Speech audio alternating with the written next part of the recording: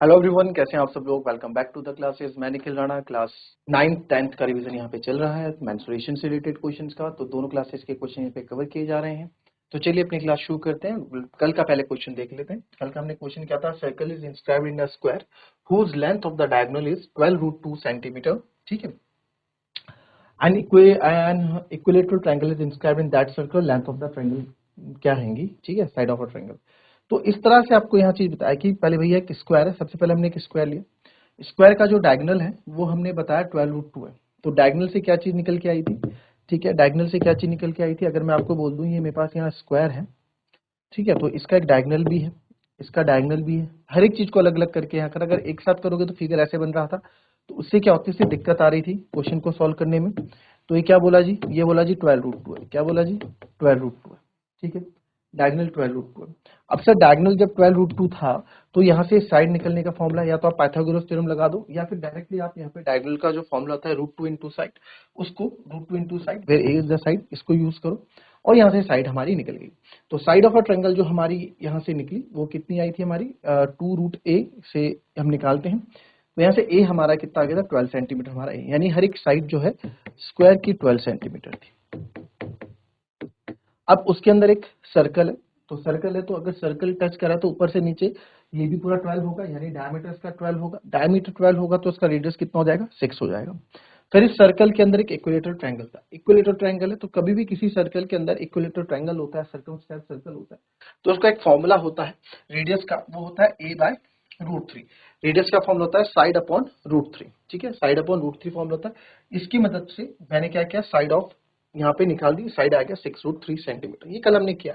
तो दो चीज हम इसमें जाने, पहले डायगोनल ऑफ स्क्वायर का फॉर्मूला हम यहाँ पे जाने, √2 इंटू साइड। कभी डायगोनल निकालना हो आपको, ठीक है, और आपको साइड गिवन तो √2 इंटू साइड कर दो, आपको डायगोनल मिल जाता है। और कभी सर्कम सर्कल के, सर्कम सर्कल मीन्स जब सर्कम सर्कल मीन्स सर्कल के अंदर कोई फिगर है, ट्रायंगल है, तो रेडियस जो होगा उसका a/√3 होगा, यानी कि साइड बाय √3 उसका हमेशा। ये फॉर्मूला आप याद रखेंगे, ठीक है। चलिए अब आते हैं एक नए क्वेश्चन की तरफ। एक हॉर्स है tied to a post by rope. एक हॉर्स को है, पोस्ट मतलब पोल, पोस्ट मतलब पोल आप मान लो, पोल में एक रस्सी से बांधा हुआ है, ठीक है, पोल में एक रस्सी से बांधा हुआ है। यदि घोड़ा घास को चढ़ते हुए 88 मीटर, ठीक है, if the horse makes along a circular path always keeping the rope stretch and describe 88 metres when it has traced out 72 degree, this is traced out. कहने का मतलब क्या है, यदि घोड़ा घास को चढ़ते हुए 88 मीटर के चाप के बराबर चलता है तथा केंद्र पर 72 डिग्री का कोण अंतरित करता है तो रस्सी की लंबाई ज्ञात करें कि रस्सी की लंबाई क्या होगी। ये क्वेश्चन आपने 9th क्लास में भी किए हैं, 10th क्लास में भी किए हैं, ठीक है। सर्कल से रिलेटेड क्वेश्चन है, तो सेक्टर से रिलेटेड क्वेश्चन है, एरिया ऑफ सेक्टर से रिलेटेड क्वेश्चन है। तो इसको फटाफट करके बताएंगे आप मुझे।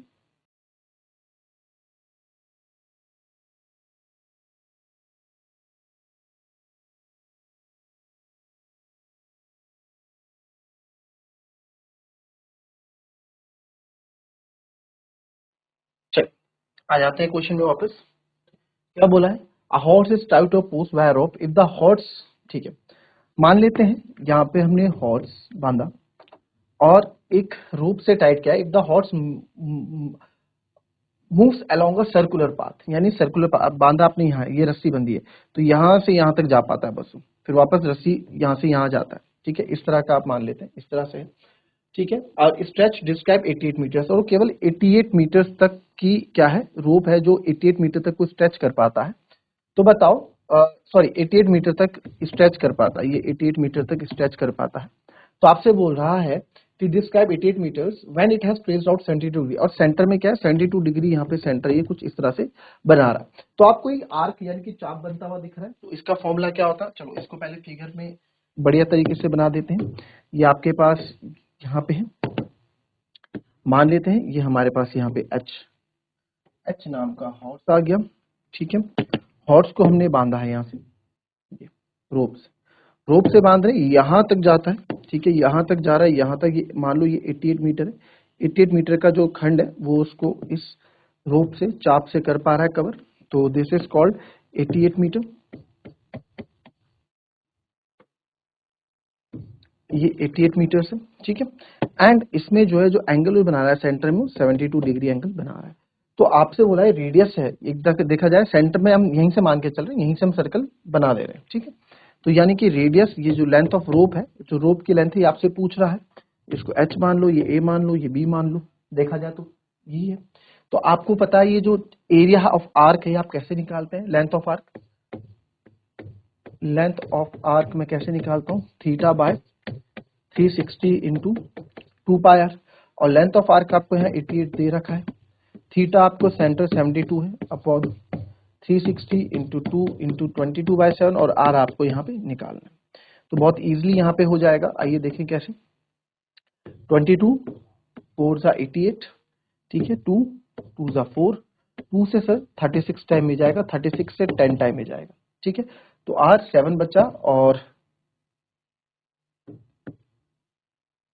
ये 7 बचा, तो आर जो है, आर इधर रहेगा, 7 और 10 इधर आएंगे, 7 इंटू 10, ये जो रेडियस है, जो रोप है, वो कितनी, 70 मीटर की क्या होगी, मीटर में चल रहा है ना, तो मीटर 70 मीटर की क्या होगी, रोप होगी। इजी था क्वेश्चन, कोई डिफिकल्ट नहीं था, टॉपिक कर लेंगे।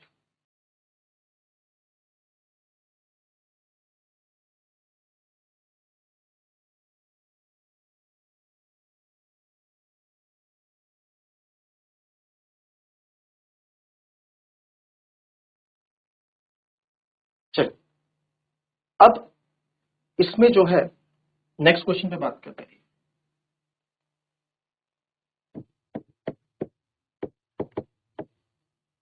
A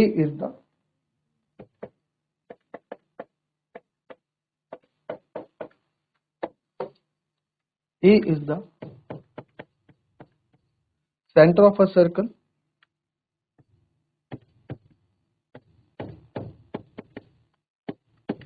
whose radius is 8 and B is the center of a circle.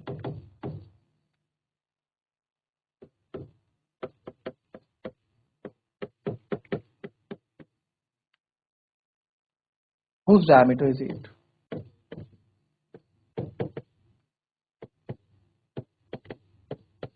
Whose diameter is 8. If these two circles touch externally, if these two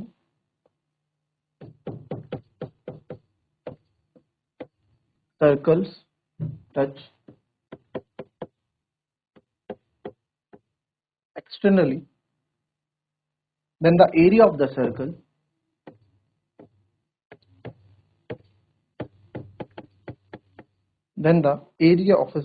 with diameter AB is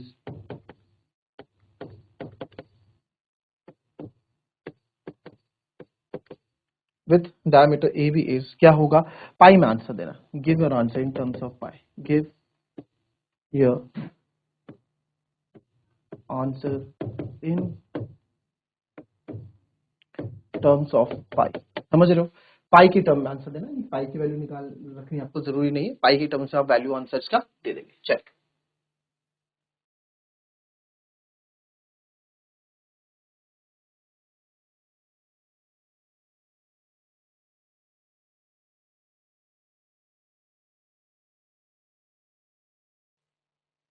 चलिए ये question भी देख लेते हैं, बहुत आसान ये क्वेश्चन है आपका। क्या बोल रहा है, A the centre of a circle, एक सेंटर है, ए जो है सेंटर ऑफ सर्कल है, जिसका जो सर व्यास है, सॉरी जिसका रेडियस 8 है, ये ए मान लेते हैं, और इसका रेडियस मान लेते हैं 8, and B is the centre of a circle whose diameter is 8, और बी दूसरा सर्कल जिसका डायमीटर ही कितना है, 8 है। तो डायमीटर 8 होगा तो रेडियस इसका छोटा होगा, तो बी इसका सेंटर है। अगर डायमीटर सर 8 है, तो डायमीटर 8 है, तो सर इसका रेडियस क्या होगा, 4 होगा। इसका रेडियस कितना होगा, 4 होगा। रेडियस कितना होगा, 4 होगा। तो इन दोनों के जो सर्कल बन रहा है ए और बी में, ठीक है, क्या पूछ रहा है, एक्सटेंड द एरिया टच के, भाई डायमीटर ए बी बना दे, give your answer in the term of pi, ठीक है। If these two circle touch externally, then the area of circle with diameter A B, उस एरिया ऑफ सर्कल बताओ जिसका diameter A B होगा, जिसका diameter क्या होगा, ए बी होगा, यानी कि ऐसा सर्कल जिसका डायमीटर ए बी है, ये मान लेते हैं। तो इस ए बी वाले सर्कल का डायमीटर, अगर ये पूरा आप ध्यान से देखें, अगर आप पूरा यहाँ पे ध्यान से देखें, तो ये ए बी जो है, ए बी ये बीच वाले सर्कल के लिए क्या हो गया, डायमीटर हो गया। बीच वाले सर्कल के लिए क्या हो गया, डायमीटर हो गया। नहीं पूरा कितना हो गया सर, ये 12 हो गया। तो 12 का आधा कितना हो गया, 6, क्योंकि हमें एरिया निकालना है इसका। तो एरिया निकालेंगे इसका, सिंपल सी बात है, एरिया निकालोगे इसका, area of circle of diameter A B कितना होगा, पाई आर स्क्वायर। तो पाई इज पाई, आर कितना है सर, 8 4 12 का आधा 6, 6 का पाई यानी कि 36 पाई सेंटीमीटर स्क्वायर। बहुत इजी क्वेश्चन था। क्वेश्चन देखा होगा, बड़ा टिपिकल लगा होगा, बट जब आपने इसको करा तो देखा क्वेश्चन बहुत ही आपका इजी है, टफ क्वेश्चन नहीं है, इजी क्वेश्चन है, राइट। कॉपी कर लेंगे इसको।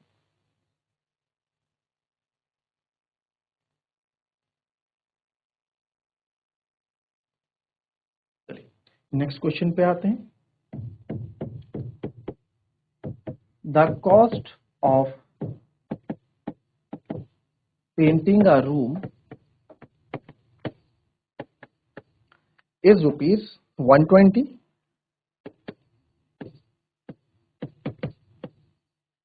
if the width had been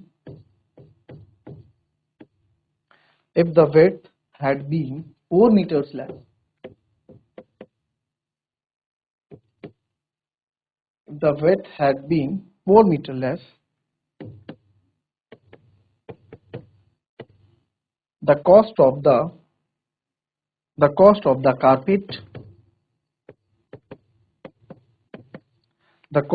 carpet would have been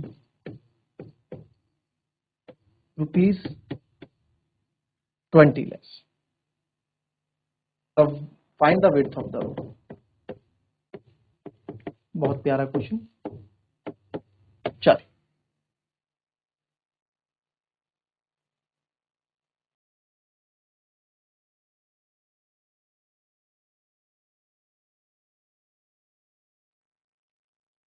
चलिए इस क्वेश्चन को देखते हैं। अच्छा क्वेश्चन है ये भी, कोई बेकार क्वेश्चन नहीं है। इस क्वेश्चन में आप देखें कॉस्ट ऑफ पेंटिंग का रूम। चलो पहले रूम जो होता है, ये सब रूम वगैरह होते हैं, इन सब के बारे में जान लेते हैं। जैसे रूम है, मैं मान लेता हूं, ठीक है, ये है, इसकी जो लेंथ है 10 मीटर हो गई और ब्रेथ 20 मीटर हो गई। उल्टा हो गया ना, ये 20 हो गया, ये 10 हो गया, ठीक है। 20 गुणा 10 का रूम है और मैंने इसमें पेंट कराना है, बोला भैया इसमें पेंट करो, इस पूरे एरिया में पेंट करो। तो पेंट करने के लिए पेंटर आएगा, पेंटर बोलेगा कि सर मैं पेंट करूंगा, एरिया होता है तो मीटर स्क्वायर होगा, sir metre square, 1 metre square का 5 रुपए लूंगा। या फिर वो बोलेगा कि भाई क्या रेट है, रेट देगा ना, रेट बोलेगा ₹5 पर मीटर स्क्वायर, ये रेट होगा। रेट क्या होता है, रेट होता है दर। क्या दर है, जैसे आप बोले भाई टमाटर क्या चल रहा है, 50 रुपए किलो, 40 रुपए किलो, वो आपका रेट हो गया। आपने 2 किलो टमाटर पैक कर दो, वो क्या आ गई, वो कॉस्ट आ गई। 100 रुपए आपने दिए, वो आपकी कॉस्ट आ गई, टमाटर की कॉस्ट 100 रुपए, रेट क्या था 50 रुपए, 50 रुपए पर किलो था। तो वही है, इसका रेट है 5 रुपए पर मीटर स्क्वायर का, इसका रेट है, यही है। तो आप अगर 1 मीटर स्क्वायर का 5 रुपए ले तो इसका कितना लोगे, तो आप बोलोगे सर एरिया निकाल दो, एरिया निकाल दो, लेंथ इंटू ब्रेथ कर दो सर, यानी कि 20 इंटू 10 कर दो सर, यानी 200 मीटर स्क्वायर कर दो सर। तो सर 1 मीटर स्क्वायर का अगर वो 5 रेट, यानी कि 1 मीटर स्क्वायर का अगर वो 5 रुपए ले रहा है, तो सर तो देयरफॉर 1 मीटर स्क्वायर का 5 रुपए है, तो 1 मीटर स्क्वायर का अगर 5 रुपया है, 1 मीटर स्क्वायर का अगर 5 रुपया है, तो सर 200 मीटर स्क्वायर का कितना होगा, 200 मीटर स्क्वायर का कितना होगा सर, 5 इंटू 200, यानी कि 1000 रुपए लेगा पूरा, ठीक है। तो यहाँ पे एक चीज आप समझो, अगर मैं एरिया क्या होता है, length into breath, length into breath के साथ रेट कर दूं तो मेरे को क्या मिलती है, टोटल कॉस्ट मिल जाती है। क्या मिल जाती है, टोटल कॉस्ट मिल जाती है, कितनी पेंडिंग हमने की, टोटल कॉस्ट मेरे को इससे मिल जाता है। मानते हो इस बात को, ठीक है। अब आ जाते हैं क्वेश्चन में, क्वेश्चन ने बोला कि भैया cost of painting room is ₹120, यानी एक रूम को हमने पेंट किया, मान लेते लेंथ है और उसकी ब्रेथ है, और उसमें हमने रेट मल्टीप्लाई किया तो 120 रुपए। अब वो बोल रहा है if the width had been 4 metre less, अगर मैं 4 मीटर चौड़ाई कम कर देता हूं, 4 मीटर चौड़ाई मैंने यहाँ पे कम कर दी, यानी ब्रेथ मैंने B-4 कर दिया। रेट तो वही रहेगा, पेंटर वही है, उसका रेट वही है, 5 रुपए मीटर स्क्वायर है, जितना भी एरिया करो तो 20 रुपए कम होता है, तो 100 रुपए।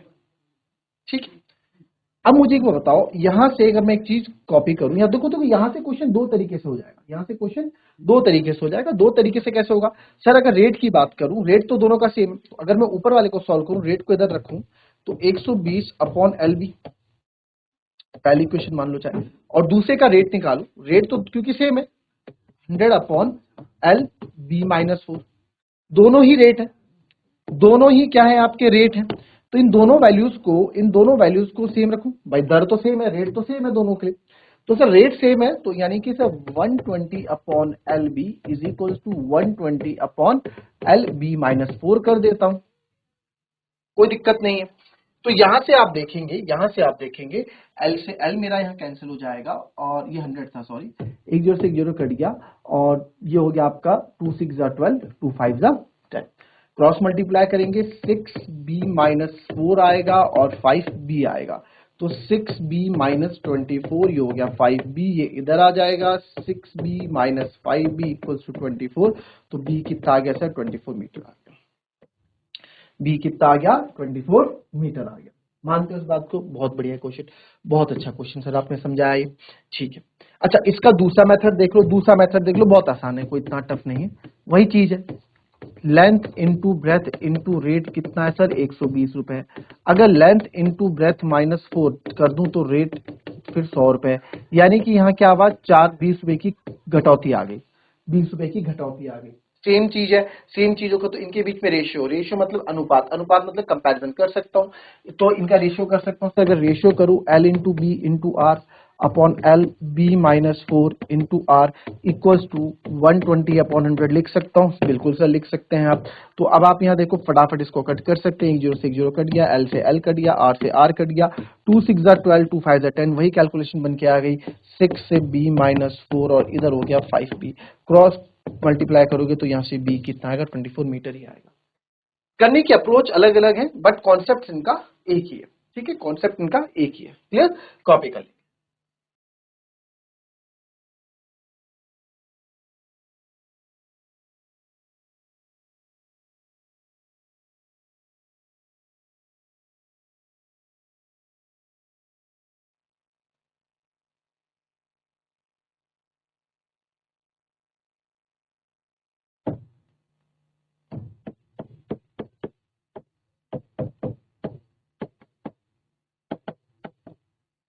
The floor of a corridor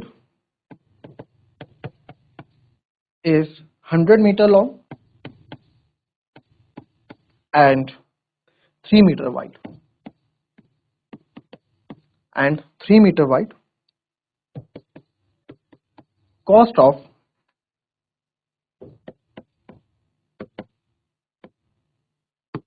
cost of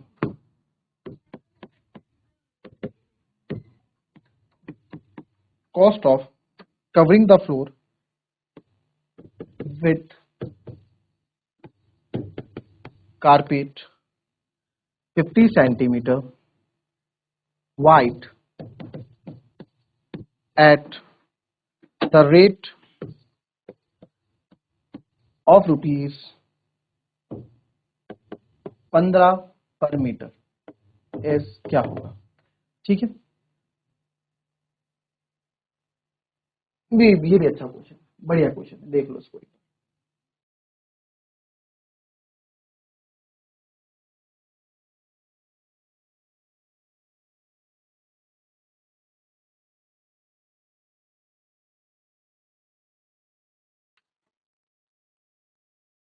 चलिए इस क्वेश्चन को समझेंगे।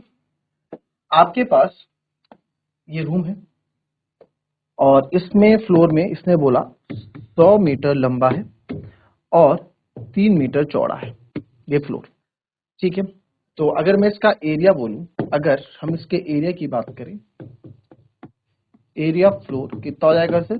100 इंटू 3, लेंथ इंटू ब्रेथ, यानी कि 300 मीटर स्क्वायर इसका एरिया हो जाएगा सर। 300 मीटर स्क्वायर इसका एरिया हो गया, ठीक है। अब मुझे इसमें फ्लोर कवर करनी है, इसमें फ्लोर को कवर करना है कारपेट से, तो जो कारपेट होगी उसका एरिया भी इतना ही होना चाहिए भाई, ना ज्यादा ना कम, कम होगा तो रह जाएगा, ज्यादा होगा तो ऊपर चढ़ जाएंगे, फ्लोर पूरा कवर करना है। तो एक बार बताओ, एरिया ऑफ कारपेट भी, एरिया ऑफ कारपेट भी मेरी एरिया ऑफ फ्लोर के बराबर होगा, यानी कि 300 मीटर स्क्वायर होगा, 300 मीटर स्क्वायर होगा। एरिया ऑफ कारपेट होती है length into breadth, 300 metre square होगा जी। तो लेंथ आपको ब्रेथ यहाँ पे 50 सेंटीमीटर दे दी कि 100 में कन्वर्ट कर दिया क्योंकि मीटर स्क्वायर में दे रखा है। तो यहाँ से जब मैं इसको सॉल्व करूंगा तो 56 100 आपका 56 ये हो गया। तो लेंथ मेरी कितनी आ गई, 600 मीटर। 600 मीटर लंबी क्या होगा कपड़ा, मतलब मेरे को एक कारपेट मिल गई जिसका लेंथ 600 मीटर है और जिसकी ब्रेथ 50 मीटर है, वो इसमें कवर होगी। अब एक बार बताओ, जब आप कपड़ा लेने जाते हो, आप कपड़े की थान खोलते हो, चौड़ाई तो सेम रहती है, आप पैसा देते हो लंबाई के हिसाब से पैसा देते हो ना भाई, इतने रुपए लंबाई, इतना 2 मीटर 3 मीटर कपड़ा, तो लंबाई के हिसाब से पैसा दोगे। तो यहाँ भी लंबाई के हिसाब से कारपेट लेके जाओगे। तो 600 रुपए इंटू 15, क्योंकि 15 रुपए मीटर क्या बोला उसने, इसकी कॉस्ट है, तो 15 छक्के 90, तो 9,000 रुपए। कितना हो गया, 9,000। चलिए, तो ये थी हमारी आज की क्लास, मिलेंगे आज टेक्निकल की नेक्स्ट क्लास में, तब तक के लिए be happy be healthy and be safe. Thank you and have a nice day.